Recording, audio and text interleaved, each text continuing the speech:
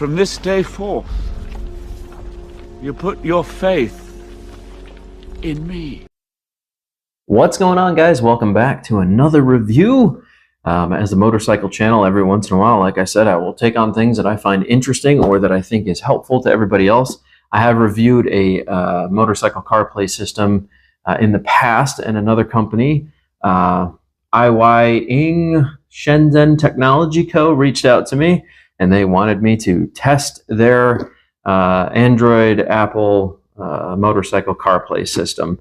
So these things are actually very unique. I found that my last one, I really wanted to take it off the bike, but part of my sale for that motorcycle was that my agreement was to leave the navigation system on there that I received from another company, so I did. So I was actually going to buy another one for the bike that I currently have, but hey, look at that. This worked out pretty well. So I didn't purchase this. They just sent it to me. There's no agreement other than I would make a video for them, so you know I can be 100% honest with you. I will put their company purchase link in the description of the video, as well as their website, so you can check them out for yourselves. I want to say this runs around $125 plus shipping, roughly $125, $129, somewhere around in there. These things are actually very, very good. My last one was great. So I'm hoping that this one is just as good. I haven't had a chance to unbox this yet. Figured we'd do it together. So let's open this up. For those of you guys who don't know, these can be very useful for long trips. It allows you to connect your phone to this screen, which is all touch screen. You can play normally. You can do Pandora through it. If you have a Bluetooth headset, you can hook it up, play all your music through it, and you'll still get your directions in your headset. But your phone is supplying the Wi-Fi signal for this, so it's going to be communicating with your phone. So your phone screen won't be on. You could technically just take your phone and throw it in a backpack or in a pouch. You don't have to worry about burning heavy amounts of battery power trying to use your phone as your GPS navigation. With this is completely waterproof. This is an IP67 waterproof device. This also has a built-in speaker, I want to say, and this one does something interesting that my last one said it did but didn't. Hopefully this one does it. This one actually says Mirror Link, which I'm hoping is actually a screen mirroring software, because that would be great. That would give me full access to my phone, not just the supplied features. I'm not sure the legality behind allowing that, but it's probably a tap around or a bypass that you could do to make it work. I'm hoping it just works out of the box that way, because that would be super cool. Then I could play my music videos with my GPS on the side while I'm just kind of cruising. It's just me on the highway at night. There's nothing else going on. I can just kind of, you know, whatever. Not saying that's safe, but long trips at night and there's nobody else on the road. It's just you. Heck, have fun. Cruise. So let's open this thing up. I like the presentation of the box. Pretty good. Came in a nice package. The DHL driver knocked on the door. He says, "I drop off a lot of packages for you, man. I'm curious." And I said, "Well, your curiosity will end there, sir. I don't need to tell you what I'm doing." So, all right. Nice little presentation here, just sitting in a little styrofoam package. Had a nice little topper on it. Obviously, we have a power cord here. Oh, this is nice. See, my last one didn't have this. I didn't have the bobble on it. It just had an adjustable plate that went down to a screw set that you had to adjust on the handlebar. This one looks like you can actually swing it around on an oval mount. That's very cool. This one also has the screen mount built onto it. Mine did not. I had to install it. So that's very nice that it actually comes with a sun guard. Pretty good display. I'm not going to take off the plastic just yet. We're going to leave that on there. It looks kind of like it has a glassy mirror finish. I hope that doesn't affect reflection while you're riding down the road. But other than that, looks pretty nice. So set that aside. See what else comes in the box here. Remove all the styrofoam and the cardboard. Let's see if we can just, so I can just direct wire this to the bike as long as this has an on-off switch. I'm hoping it does. Let's see. Normally there's a power button. Oh, this one takes a card reader too. Okay, so it does have a DVR. You can plug a camera system into this if you want to. It also has a microphone port. I'm not sure what the microphone port would be for, but this does take an SD card. Looks like it says it takes a Type-C plug. However, I'm not seeing a power button.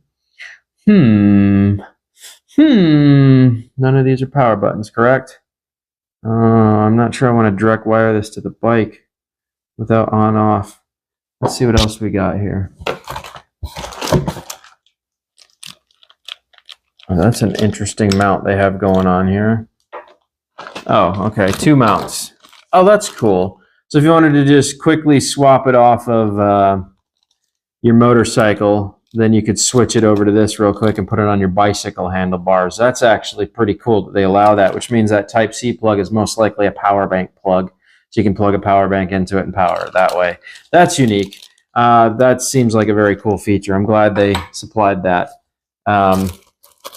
And some zip ties for probably the wiring, and then you have your main connection point for the actual unit itself. So let me take a look inside here and see how good this manual is. See how good the translation to English is anyways.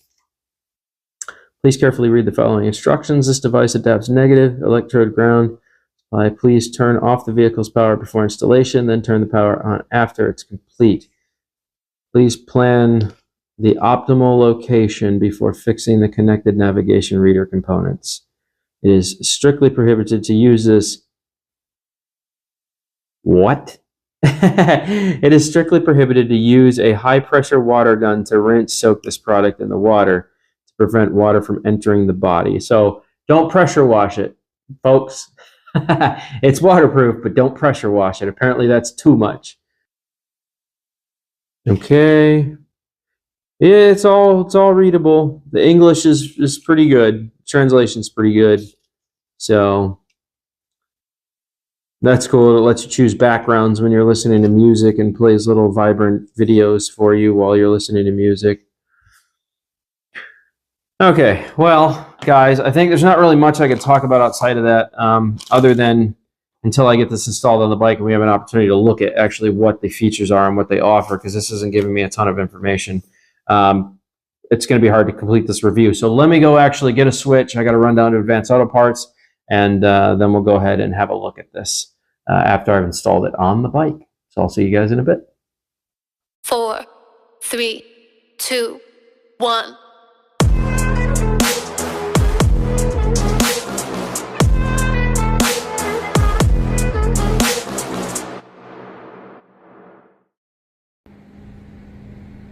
Welcome back. So this is my 2009 Suzuki Bully 805.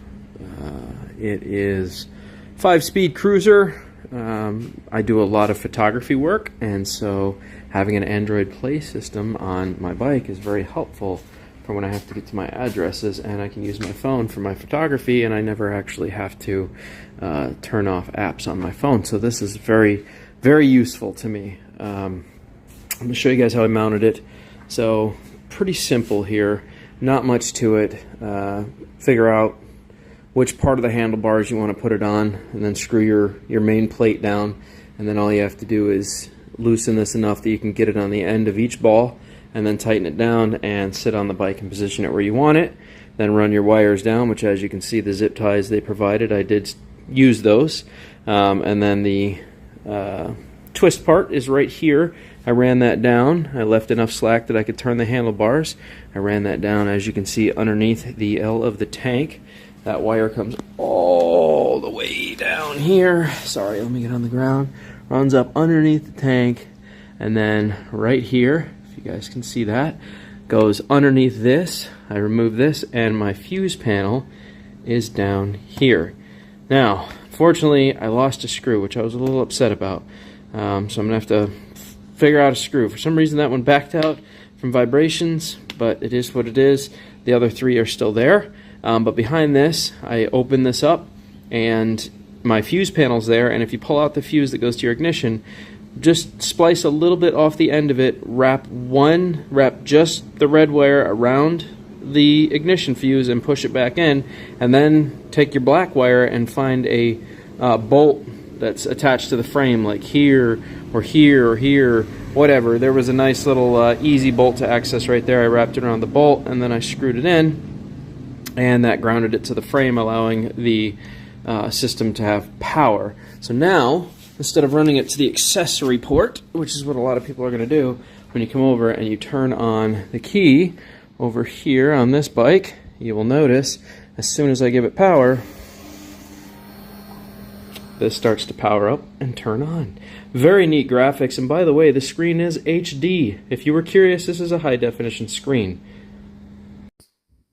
All right, let's jump back into it, because that original menu that you saw is only available when you turn off your Bluetooth, and unfortunately every time I turn off my Bluetooth it wants to reconnect to the device, so it automatically turns it back on the moment it realizes that this is auto scanning for autoplay. So I can't show you the main screen unless I grab another phone, which I'll do at the end of this, and I'll record from a different phone so you can see the main screen, because like I said, every time I turn off my Bluetooth on this one it just wants to reconnect no matter what. So once it connects to Android or iOS, you can see that your apps are going to be right here. You also have a split screen divider. If you click on this, it will split the screen and pull up things that you have going. Like for instance, I had Pandora going. So if I had my Bluetooth on my helmet, I can run my Pandora music right from here without ever having to touch my cell phone. I hit play, it starts to play. We'll turn that off so that it doesn't play, but point is, that's how that works. You can skip through, and then when you want to, you can go back to your main screen here. This gives you can actually alter this if you want to. You can put other things in here if you want to, like your messenger. So I can get phone calls and messages. I can actually answer those on my Bluetooth and see what they say on here. And I can reply to them through the helmet audio. If you have a reasonable setup on your helmet, you can actually hit voice and it will listen in your helmet, and then you can just speech to text, and then you can send the text directly from here. So that's very nice, especially if you're cruising at night or, you know, whatever the case is. Quick message, pull off to the side of the road, do it if you want to be very safe about it. But this allows you to adjust these as necessary and move these or add features to the main screen for your split, so you don't just have to have this. Another thing is, I wanted to go over this because I don't think a lot of people realize this. If you do a lot of group riding with people on your motorcycle, what's neat is if you download Discord, it actually lets you use Discord on here, so you can bump up a multi-base server, allowing you to communicate through your Bluetooth with up to 40 people at a time if they all jump in your Discord server, and you can operate the Discord server right from this device. So if you had a huge group ride and everybody wanted to be able to talk and they all had Bluetooth on their helmets, and Wi-Fi capability, or you know, cell signal, then they would be able to ride with Discord active the entire time, and you could control the entire server group right from this device, which is very, very unique. It's very cool that you can do that with Android Play. If you click here, obviously it takes you to the apps that it's allowing you to use that you currently have on your phone, so you can still select settings, messages. You know, it's not going to let you use things like YouTube or stuff like that. That's, I'm guessing, legality reasons they don't let you do that. But I wanted to talk about this. This allows you your settings for brightness and altering your maps and things like that, so you can add features into your maps while you're doing it. And it gives you your basic stuff. So I can customize this, or I can do it all from my Android phone, or iOS device. If you go into your iOS autoplay, or you go into Android autoplay, and you pull up, just go to your search bar and type Android Auto, it will allow you to change a bunch of distinct features of your Android Play, and add in apps that it wasn't recognizing. So if you had Discord and for some reason this didn't recognize that it was a usable app that was legal to use while riding, you could add that in on your device, or you could do it from here. Very, very unique. The touchscreen on this is actually really, really good. It's snappy. Like, I'm quite surprised by the processing power of this thing. It listens very, very well. Also, if you zoom in, I think I can zoom. I've never tried on this. I think I can do it from here, maybe. That's the zoom in capability. You'll notice that it renders everything in 3D. So while you're driving, you can actually see the 3D structures. I thought that was very cool because my Google Maps version does not allow me to see 3D structure in this format. So this is very cool that it's providing it to you in a 3D format like that. I don't know why it just flattened out, probably because my internet out here sucks. But very, very simple to use. Just beyond that, guys, you can see your battery life on your phone, so you can monitor how much you're using, your LTE network, whether it's in 5G. As you can see, it just switched over to 5G. Your time, obviously. Tells you your notifications. If you just click on it, you can access quick notifications. Nobody's called me or texted me while I was riding, so of course it's not showing any of that. But you can see your main places that you travel, and obviously if you go to your maps and you want to do a regular search, you can do that just by clicking here, going to search, and then it'll still give you a bunch of the different addresses that you've been to here recently. So very, very cool. It's a very easy device to use once you wire it into the bike correctly. I would suggest this for anybody who's traveling. I have never had a disconnect while I'm driving. It works flawlessly. It really saves the battery on your phone. It doesn't overheat your phone. The sun guard is very good. I was worried about reflection on this. I'm not anymore. When I'm out riding, I can see this perfectly fine with the brightness only at 50% in direct sunlight in Florida. So if that was your concern, works great. Other than that, like I said, you've got all your normal speech buttons, your settings. You can go in here and adjust whatever you want to, show your messages. Like I said, this allows you to start a whole bunch of different things, whether you want to set it for day or night mode. There's actually a lot here. If you really go through this, there's actually a ton of different features that you can go with. But normally I'll just be using it for these basic things right here. So I hope that helped you guys make a decision. I can't live without mine. I've had an Android Play system on my bike now for over 2 years. This is a new one. I actually like this one. And what's really cool about this one is I'm going to go back and show you that main menu that it gave me. But once you connect it to autoplay, I don't think it lets you jump back to the original screen menu unless you disconnect your device from this, right? So, unfortunately, I can't go back and show you that unless I grab a different cell phone. But what's cool is it does allow you DVR settings, and if I had all that plugged in, I think I would have access from right here. But as of right now, like I said, I can't get back to the main screen. I can try exit. We'll see if that works. There we go. Never mind. I got back to the main screen. And if I want to bump up autoplay again, I just hit auto.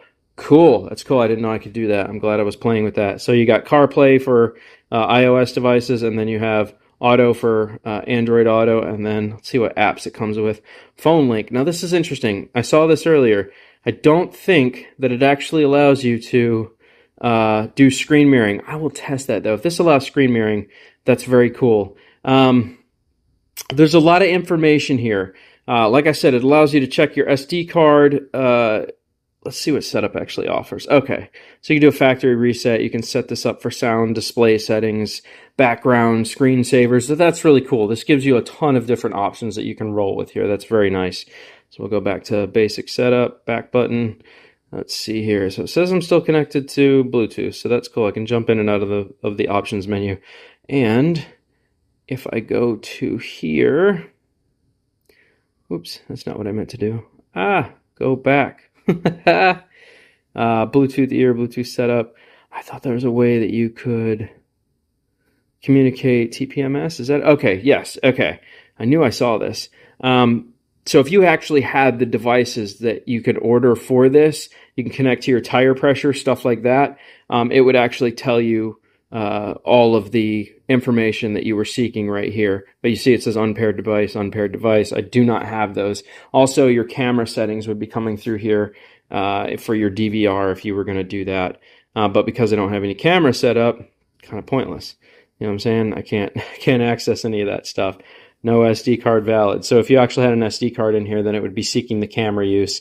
So you can do a front-facing and rear-facing camera that connects here on the bottom. Overall, I have to say this is a very neat device. It works really, really well.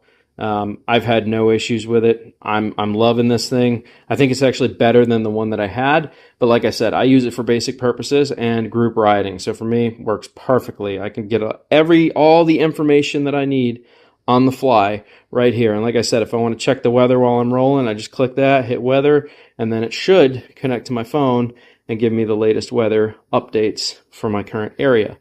I don't know if I'm connected to Wi-Fi out here or not, but I think it's trying to connect to my WineGuard, which is not going to be able to do. Point is, it's cool that it has those features. So anyways, guys, I hope that helps. Purchase link for this will be in the description of the video. Very cool of the company to send this to me. I'm quite happy. Works really well if you install it correctly. It works really, really well. And I will catch you guys on the next one. Don't forget to smash the like button, subscribe, show me a little love and support. Like I said, everything you need information-wise will be in the description of this video. I will also tag it in the comment section so you can check out the company and what they have to offer. I'll catch you guys on the next video. Toodles.